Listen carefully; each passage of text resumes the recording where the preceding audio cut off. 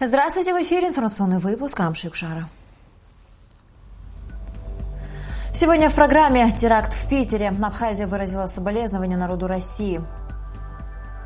В памяти навсегда герою Абхазии генерал-лейтенанту Гиви Агрба исполнилось бы 80 лет. Рота «Подъем» в Абхазии начался весенний призыв на военную службу. МИД Абхазии направил ноту соболезнования в посольство Российской Федерации в Республике Абхазия в связи с гибелью мирных граждан в результате теракта в метро в Санкт-Петербурге. Министерство иностранных дел Абхазии с чувством глубокой скорби восприняли известие о страшном теракте в метро в Санкт-Петербурге, в результате которого погибли мирные граждане. Выражаем искренние соболезнования семьям погибших и желаем скорейшего выздоровления всем пострадавшим. Разделяем боль утраты со всеми гражданами России. Скорбим вместе с вами, говорится в ноте соболезнования. Соболезнования народу Российской Федерации в связи со случившимися трагическими событиями в Санкт-Петербурге направили руководство и казаки-ветераны Черноморского казачьего войска Абхазии. Народ Абхазии скорбит вместе с вами и разделяют вашу боль, говорится в тексте соболезнования.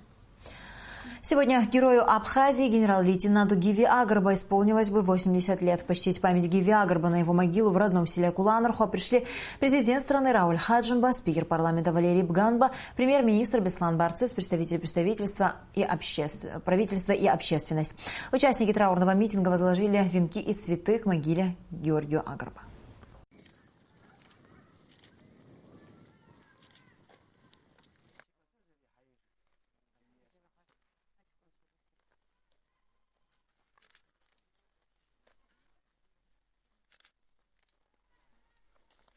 Заместитель председателя Совета ветеранов Великой Отечественной войны Закан Нанба, вспоминая Гиви Агрба, отметил, что он был одним из тех людей, к которым всегда можно обратиться за советом. Особого внимания заслуживает работа Гиви Агрба в системе МВД. Он в разные годы занимал различные ответственные должности в органах внутренних дел, в том числе и пост министра. Работал руководителем СГБ Абхазии, был комендантом освобожденного Сухума, председатель Совета ветеранов МВД Владимир Джинджоли. Проработал в правоохранительной системе более 40 лет, из которых 20 лет вместе с Гиви Агрба. Владимир Джинджоли отметил, что Гиви Камугович всегда возглавлял оперативные группы. Несмотря на присущую ему добродушность, там, где требовалось, он проявлял твердость характера. С ним ездили и на происшествия, и на раскрытие преступлений, и на различные мероприятия, где требовалось настоящее руководство от МВД, потому что там бывали такие мероприятия с привлечением большого количества личного состава, это когда на задержание и так далее.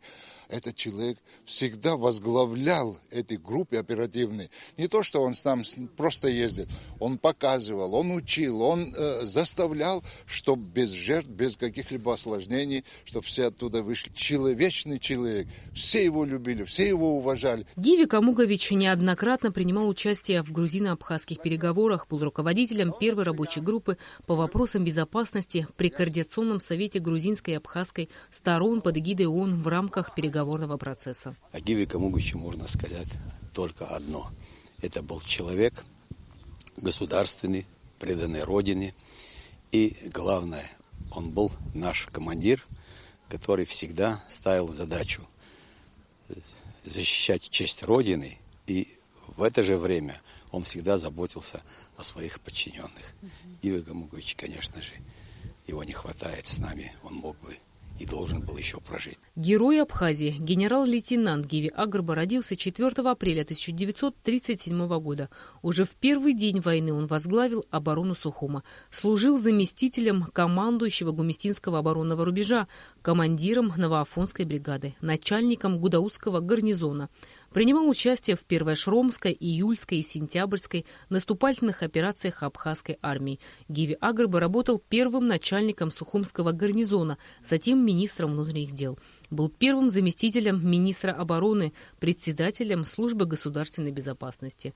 За мужество и героизм в грузино-абхазской войне Гиви Агрба присвоено звание Герой Абхазии. Он награжден орденом Ахтзябша II степени. Гиви Агрба не стало 27 августа 2014 года. Рената Шакаева, Беслан Джинджоли, Абхазское телевидение. Он был очень сложной и яркой личностью, всегда откровенным и с четкой гражданской позицией. Так говорят о Евгении Евтушенко и те, кто его знал. Он дружил с Алексеем Гогу, Багратом Шинкуба, Таифом Ачба, Фазилем Искандером и другими известными абхазскими поэтами и писателями. Весть о смерти большого друга Абхазия приняла со скорбью. Евгения Евтушенко не стало 1 апреля. Он был большим другом, соратником и коллегой. Евгений Евтушенко в Абхазии был своим. В каждом доме его узнавали. Стихи переписывали друг у друга, цитировали при каждом удобном случае. И множество раз перекладывали на музыку и пели. Он нам сделал потрясающие 2 подарка с автографами. Я хочу один из них продемонстрировать. Книга, которая вышла в 2008 году, «Весь Евтушенко», вот с таким замечательным его надписью в дар Национальной библиотеки нам оставил. С Абхазией Евгений Евтушенко познакомил Георгий Гулия. Именно он открыл для него страну души. И именно здесь родились первые строки поэта, части будущих известных произведений. Очень больно, когда уходят поэты такого масштаба. Это та плеяда поэтов-шестидесятников, которые обогатили не только русскую поэзию, а всю мировую поэзию. Для нас, жителей Абхазии, он дорог еще и потому, что почти 60 лет он связывал свое время, свою жизнь с нашей красивой Абхазией. И у него очень много проникновенных строк, которые посвящены нашему краю. И поэтому, конечно, я еще раз хочу сказать, очень больно. В последние годы Евгений Александрович приезжал в Абхазию редко, последний раз 6 лет назад. Праздник слова, который был устроен в его честь в этой самой библиотеке, помнят многие. Он умел завораживать, и те, кому посчастливилось с ним пообщаться, по-настоящему счастливые люди, считают его друзья. Дай Бог слепцам глаза вернуть и спины выпрямить горбатым. Дай Бог быть Богом хоть чуть-чуть, но быть нельзя чуть-чуть распятым. Дай Бог не вляпаться во власть и не геройствовать подложно, и быть богатым, но не красть. Конечно, если так возможно.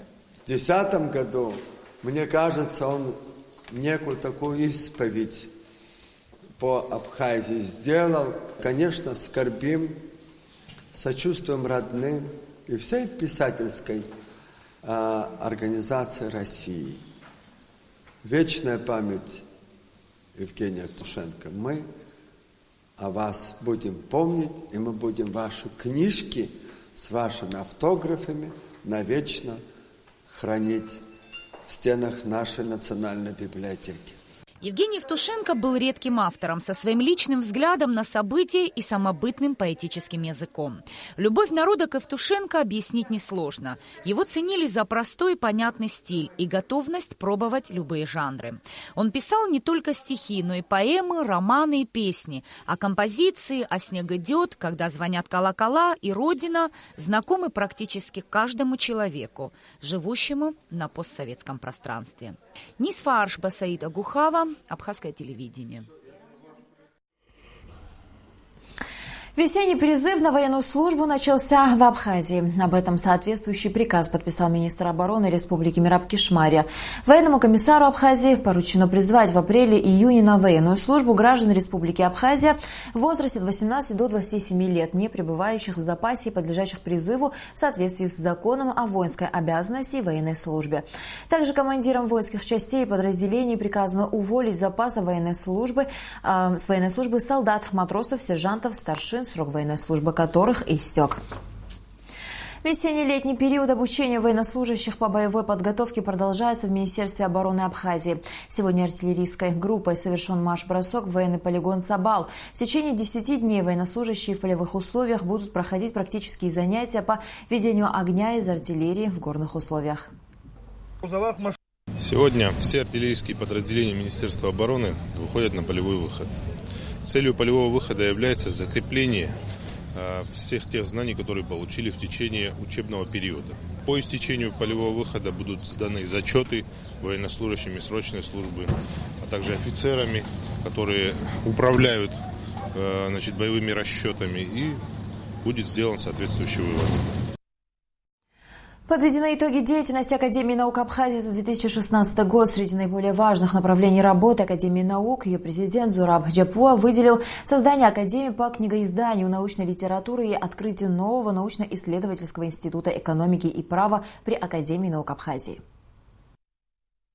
В своем выступлении президент Академии наук Зураб Джапуа отметил, что Академия наук Абхазии не стоит на месте. Она развивается, и работа ее направлена на решение широкого круга проблем и задач. Предметом деятельности и основными задачами Академии наук являются проведение фундаментальных и прикладных научных исследований по важнейшим проблемам гуманитарных, общественных и естественных наук, разработка прогнозов развития экономики Республики Абхазия на основе научных достижений, определение места и роли Республики Абхазия на рынке наукоемкой продукции, управление интеллектуальной собственностью в Республике Абхазия, участие в разработке и реализации государственной научно-технической политики. Джапуа также отметил, что Академия наук Абхазии в этом году исполняется 20 лет. Уже намечен план мероприятий, приуроченных к этой дате. Создана ответственная комиссия. На собрании Академии наук была утверждена кандидатура Арды Ашуба на должность директора Абхазского института гуманитарных исследований имени Дмитрия Гулия. Доктор экономических наук, член-корреспондент Заур Шалаша выступил с докладом об основных направлениях деятельности нового института экономики и права. Хотим или нет, мы должны следовать самым основополагающим принципам формирования любого государства. Вот когда мы это я произнес, под ним очень много подразумевается, потому что любая нормативная база, которая сегодня формируется, или наши дальнейшие действия по реализации государственной экономической политики должна основываться на международных стандартах. Последние годы мы сколько говорим в Академии наук, в университете мало на это обращают внимание, потому что молодежь, наши студенты замечательно учатся, но когда видят, что их преподаватели не очень много получают или в научных кругах и так далее, они не очень рвутся туда, сколько мы их не агитировали.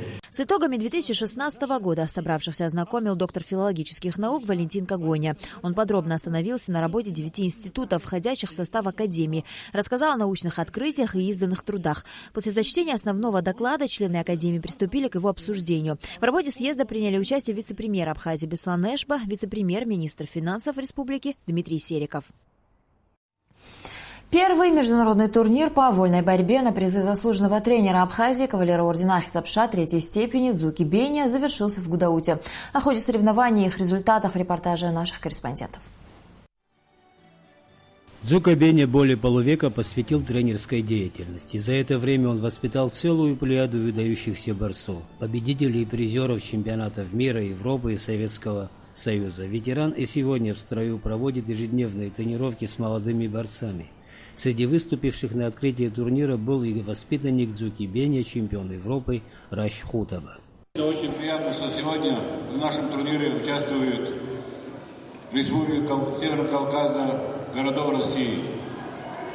Потому что Дзука Бения заслуживает, чтобы на его турнир приезжали многие спортсмены, тренера, которые его знают. Дзука заслуженный тренер, можно сказать, СССР. Дзука во время войны в Абхазии немало труда вложил в этой победе. Я хочу еще раз ему лично поздравить с началом этого турнира. Я думаю, что турнир будет большим международным турниром. В турнире приняли участие более 150 молодых спортсменов. Были представлены все районы республики, а также молодые борцы с Кабардино-Балкарии, Дагестана и Краснодарского края. Дядю Зуку я знаю больше 30 лет. Первый раз я приехал в Абхазию еще в 1984 году. С тех пор он очень уважаемый человек. Кабарде его очень любят, знают его все, кто отношение к борьбе имеет. Называем его дядя Зука, это уже в Кабарде. Часто приезжаем сюда на соревнования, приезжали и будем приезжать в нашу братскую Абхазию. Очень любим Абхазию. будет с каждым годом набирать обороты, расширится, конечно, турнир. Спортсмены соревновались в 11 весовых категориях. Победителями стали гудауцы Амар Хашик, Аван Гирзмава, Осман Хашик, Селим Куртаглы. Столичные борцы Даниил Допо и Эдуард Учуков. Представители Дагестана Каир Синуддинов и Ильдар Салахадов. Чемпионами также стали по одному спортсмену из городов Галы и Тхорчал, Георгий Шония и Вахтанг Агаба. Организаторы турнира уверены, что география участников соревнований в будущем году обязательно расширится. Инвер Арджения, Адам Арджения, Абхазское телевидение. И в завершении выпуска о погоде. По сообщению гидрометеослужбы, завтра в Абхазии ожидается переменная облачность без осадков. Температура воздуха ночью 9-11, днем 16-18 градусов.